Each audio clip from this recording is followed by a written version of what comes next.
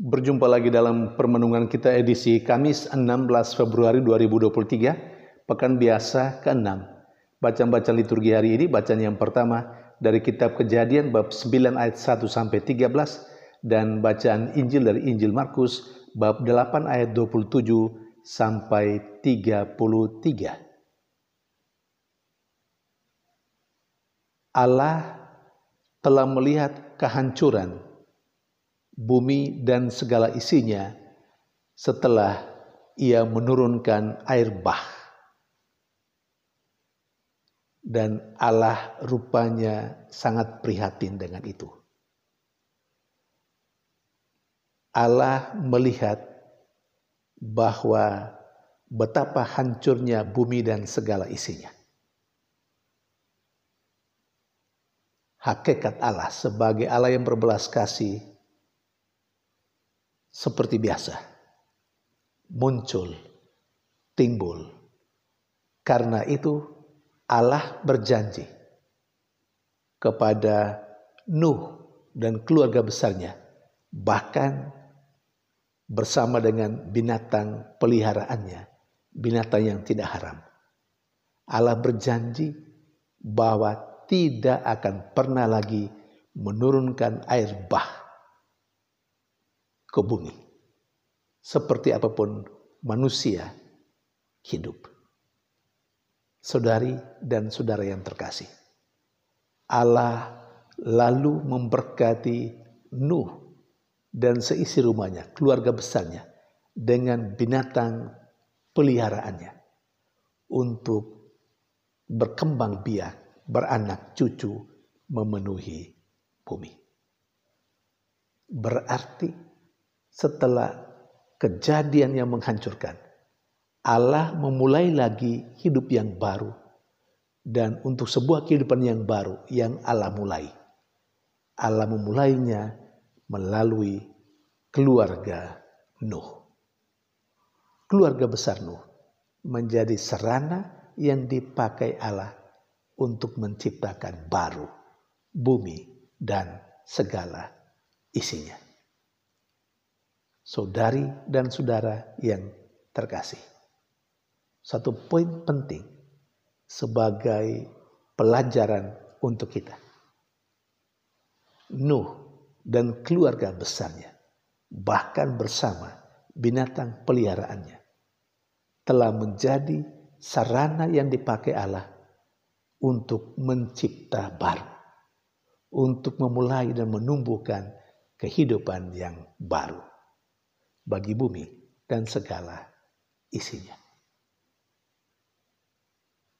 Kita hidup dalam dunia yang terkadang sangat bobrok, di mana kita mengalami sendiri ada yang tidak beres yang kita alami. Hal yang tidak beres yang kita alami, dosa dan kesalahan manusia, itu yang pertama-tama harus dihancurkan supaya muncul kehidupan yang baru. Pertanyaannya, siapakah di antara kita, siapakah di antara saya dan Anda yang mau menjadi seperti Nuh dan keluarga besarnya, menjadi sarana di mana Allah mencipta secara baru kehidupan bumi dan segala isinya. Saat-saat di mana hidup korupsi, ketidakadilan, provokasi, berkurangnya nilai persaudaraan.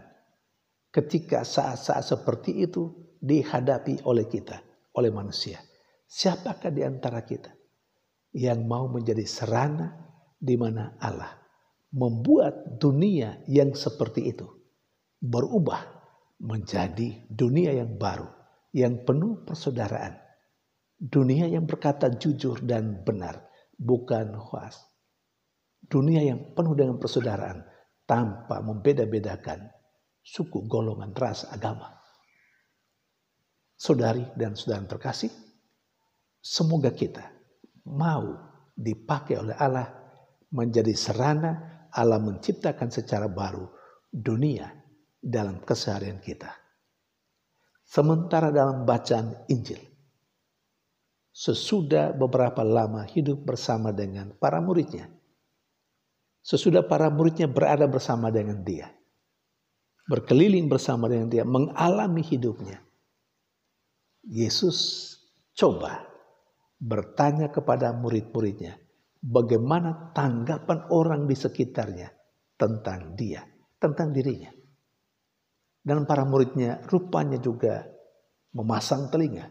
Apa kata orang yang mengalami kebaikan, yang mengalami mujizat dari Yesus, yang mendengarkan pengajaran Yesus?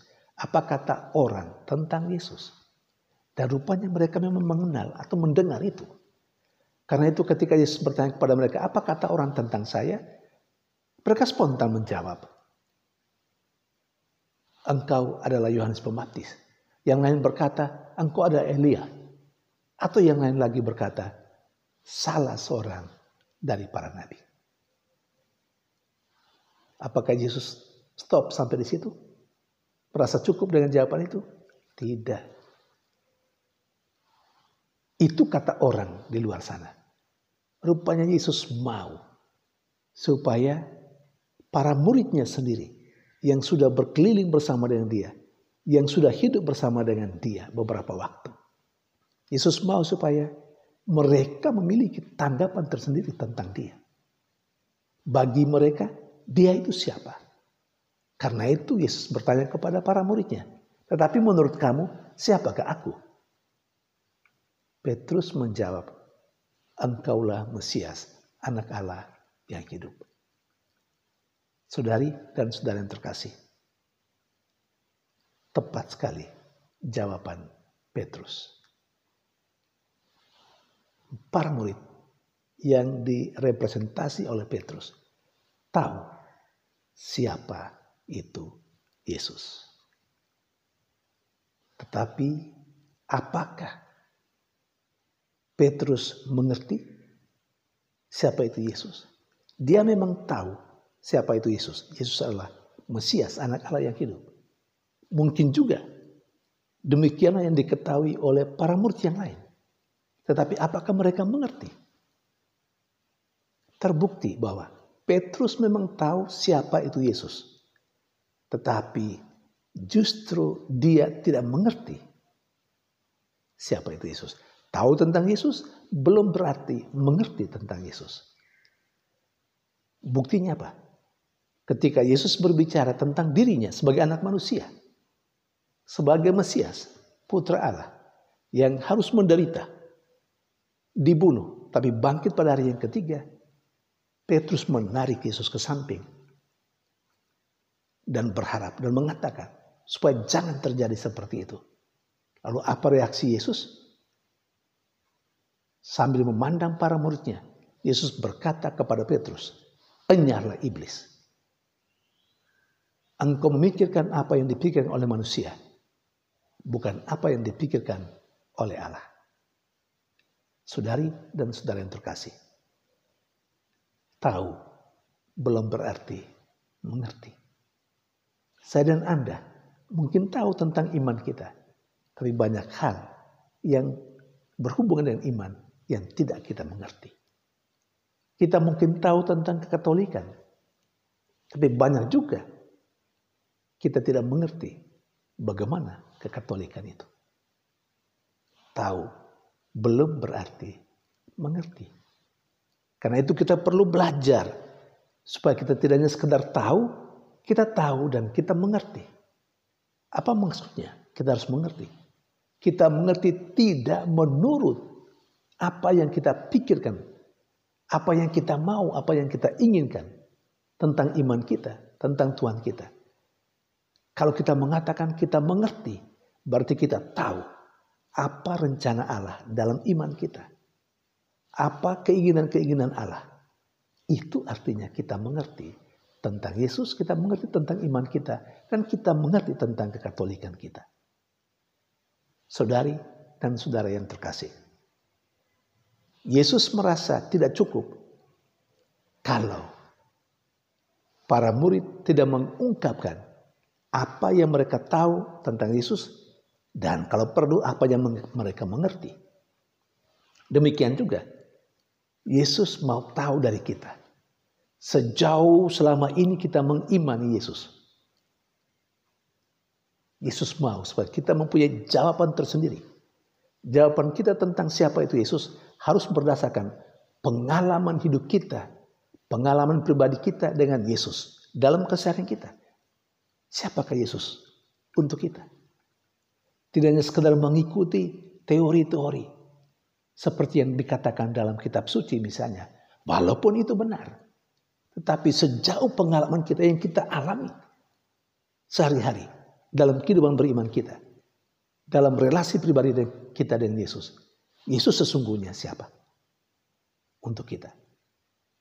Saudari dan saudara yang terkasih. Yang berikutnya. Kita diajak untuk. Seperti apapun orang mengatakan tentang Yesus di luar sana. Banyak kali orang berdiskusi tentang siapa itu Yesus. Orang mempersoalkan ini dan itu tentang Yesus. Terserah.